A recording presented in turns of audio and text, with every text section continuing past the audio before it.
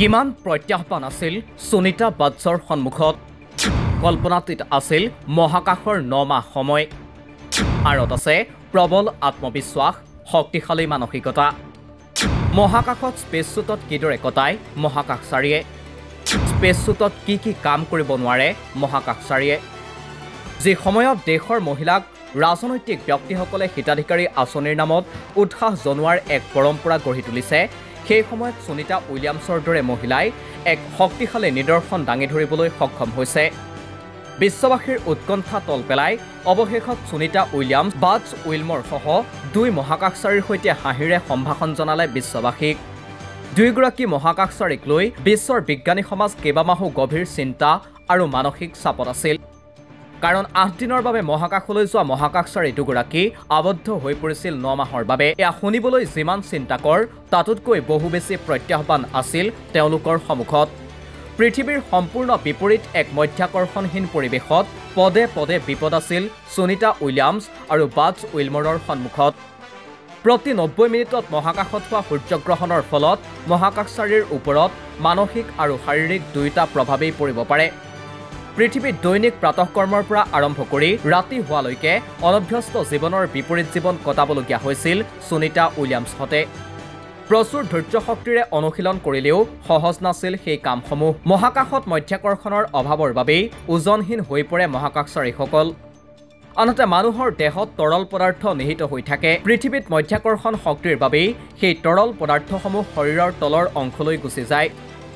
কিন্তু মধ্যাকৰ্ষণ শক্তিৰ অভাৱৰ বাবে মহাকাশত সেই তৰল পদাৰ্থসমূহ দেহৰ ওপৰলৈ গৈ একেবাৰে মুখ পৰ্যন্ত পাব পাৰে ফলত মহাকাশচাৰীৰ মুখখন অস্বাভাৱিকভাৱে ফুলি উঠাৰ লগতে ঘূৰণীয়া হোৱাৰ সম্ভাৱনা থাকে যাৰ বাবে প্ৰচণ্ড মূৰৰ বিষ হ'ব পাৰে তাতে মহাকাশ কেন্দ্ৰৰ কাৰিকৰী সামগ্ৰীসমূহৰ পৰা ওলোৱা অহৰহ ডাঙৰ ডাঙৰ শব্দবোৰ আছেই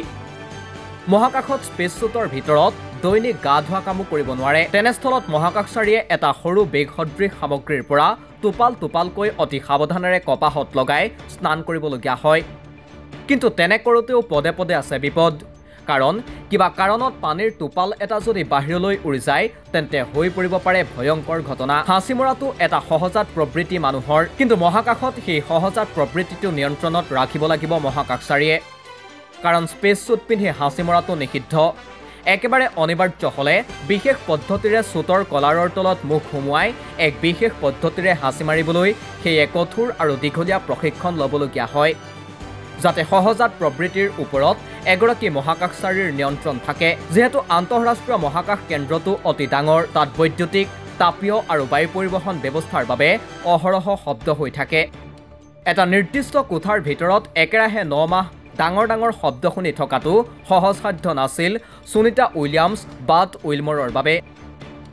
মহাকাশচাৰীসকলে ভাহি ভাহিয়েই 2 ঘণ্টাকৈ দৈনিক ব্যায়াম কৰাটো বাধ্যতামূলক পেছত ভাহি ফুৰি ব্যায়াম কৰাৰ কথাটো এবাৰ আপুনি নিজেই কল্পনা কৰি চাওকচোন দেখাত সহজ যেন লাগিলেও স্পেচত খোজ কঢ়াটো একেবাৰেই সহজ কথা নহয়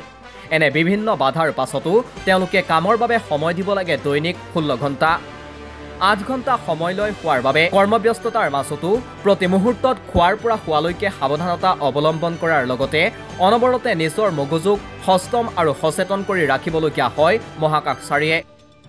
9 মাহ সময় সুনিতা উইলিয়ামছ আৰু বাটছ উইলমৰে এইদৰেই প্ৰত্যাহ্বান ভৰা জীৱন কটালে বন্ধ বাকচ সদৃশ কোঠাৰ ভিতৰত আৰু অৱশেষত সোঁশৰীৰে পৃথিৱীত ভৰি দিলেহি দুই মহাকাশচাৰীয়ে অৱশ্যে এতিয়া তেওঁলোক সুস্থ যদিও পৃথিৱীৰ পৰিৱেশৰ সৈতে অভিযোজন ঘটাবলৈ সময়ৰ প্ৰয়োজন হ'ব এতিয়াও তেওঁলোক বিপদমুক্ত নহয় এতিয়া আৰম্ভ আকৌ এক নতুন প্ৰত্যাহ্বান ভৰা যুঁজৰ নিউজ ডেস্ক ৰিপোৰ্ট দি ক্ৰছ কাৰেণ্ট